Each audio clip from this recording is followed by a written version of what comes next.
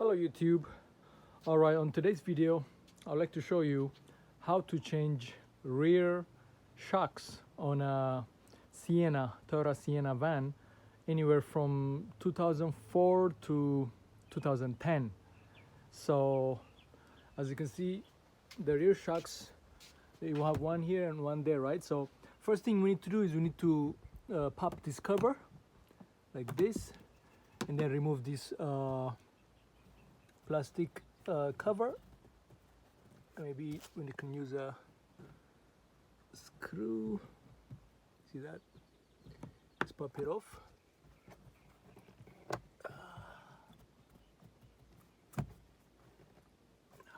Just needs a little bit prying.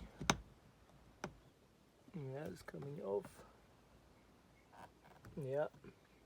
Yeah, so basically you got one here, you do the same thing on that side. And then we're gonna loosen this, so I'll let you know what tool we need for this one, or size. All right, let's get to work. Next step is using a jack. You want to raise the vehicle up, so basically here, as you can see there's where the jack could go. So let's get the jack, align the jack. Right, that spot right there is perfect. So lift the jack up, align it. Yeah, grab that. So you just lift the vehicle up. That's the next step. So as you can see, these are the shocks on this side. So you want to loosen that bolt right there, and then it will just slide out. Yeah, so let's do that now. All right, so in order to remove the top bolts, as you can see, you need a 17 millimeter, and then you need this kind 6 millimeter like this. So you have to hold it in here, otherwise it will spin on you when you are trying to lose it. So you have to hold this and then you know, loosen it with this. So that's what you have to do for the top.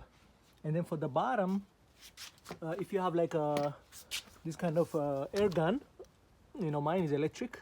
If you have a gun like this, it's pretty good. So all you need for this one, you need what size is this? 3/4. Yeah, 3/4. So yeah, so that bolt right there, you just you know, you just remove it with 3/4 nut.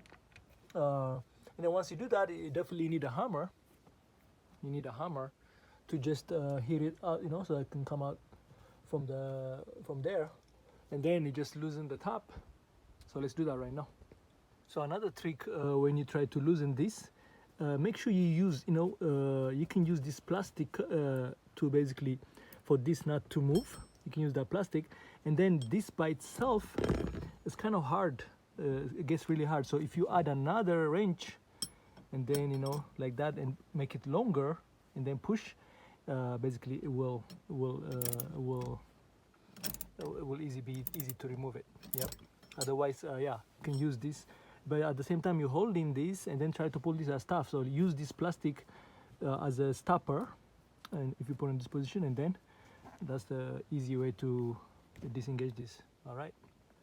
And another tip is while you are, you know, loosening this, to, you know, make sure that there is like 1, 2, 3, I think about 3 washers below it. So remember how they, you know, the order that they're placed in. So when you put the new one, you put them in that order. So when you take them out, just make sure how they're stacked. All right. Yeah, so I took them out. So as you can see, there is one, and then there is the big washer too. So there's just 2. So when you put the new one, you just put them in this position. All right. All right, so the shocks are out. So yeah, this is the cover that goes on top of this, you know. So as you can see, my shocks, there's nothing wrong with my shocks. I replaced them like 6-7 months ago.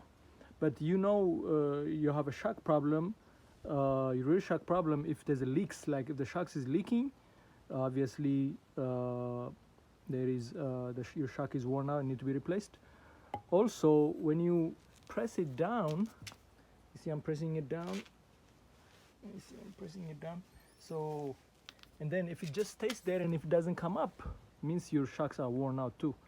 But this one I already tested it. Eventually it will come up all the way that it's pushed. So my shocks, there nothing wrong with them. I'm replacing this. I'm trying to use this for another minivan that shocks are bad. So yeah, but that's how you check if your shocks are bad or not. And then also, even you can stand on the car on the bumper, and you can push it up and down, and if there's a lot of bouncing a lot, means your shocks are worn out. But you'll definitely find out, you know, even before you remove it, if you see a lot of oil leaks on them, or yeah. All right, so we loosen the upper one. So in order to remove this, you just use a hammer, and then you just tap it. See that? Just pop out.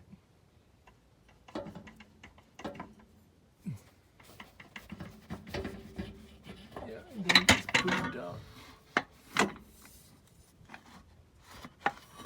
That's it.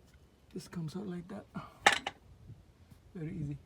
All right, so now when you put back the new one, you just make sure that everything is connected like that. So you basically, we go back from the bottom.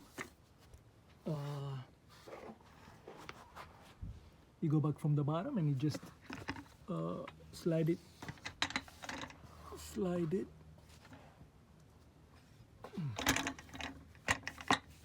And then basically trying to, yeah, you'll see the hole from the bottom. You'll see the hole, you see it?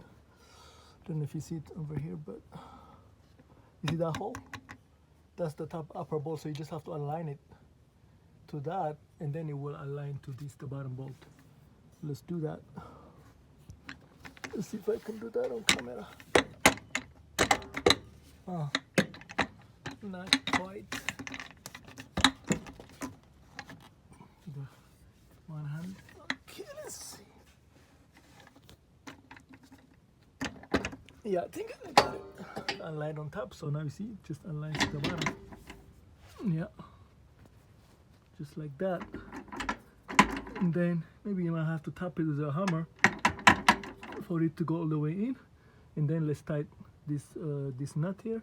So the bottom bolt is 85 foot-pound. That's the foot-pound for 85 foot-pound. And then the upper bolt is 22 foot-pound. All right, let's get taken care of. All right, so we secure the bottom, and for the top, as you can see, this is how it came. So the first is this one, this groove need to go in. So you put that in here. Make sure that you kind of have to move the washer so that for that groove to securely fit in the bottom. You will know. See right now, it's all the way in, and you can circle it, rotate it, and it's all the way in. Perfect. Nicely seated properly. And then this washer on top. Yeah. And then the nut. Yeah, so if you don't have a socket, I mean, a socket is not, you cannot tie it with a socket because you need, I mean, it's a 22 you need this kind of ratchet. But as you can see, when you keep going tightening it, that thing will start to rotate the Allen wrench part. Right now, just keep on going. It's not. Oh, okay. Yeah, sometimes this turns, so that's why you need your you need to hold it so that it doesn't turn, and then rotate. But this time so far it's not turning, so it is good. You can keep tightening. You see now start to turn together. You see that? That's why you need to hold it with this so it doesn't turn. And then I need both of my hands. And then basically 22 foot-pound in, and you can tie it as much as you can. But if you have such kind of ratchet with a torque, it's great. But if you don't have my torque is it's this kind. It's this kind, so you can't use a socket on this. You have to have you can use only a wrench, but you can just tighten it as much as you can. You know, 22 foot-pound, you can just guess. All right, that's how you do it. I guess that's how you change. And then after that, basically, is putting this rubber cap. So this rubber cap, you see the groove. The groove need to nicely sit in. It needs to sit in here. So you kind of have to rotate it to get that groove locked in. Yeah, so that no dust will come in. So that's it. That's how you change shocks on a Sienna. All right, hope this helps. Thank you.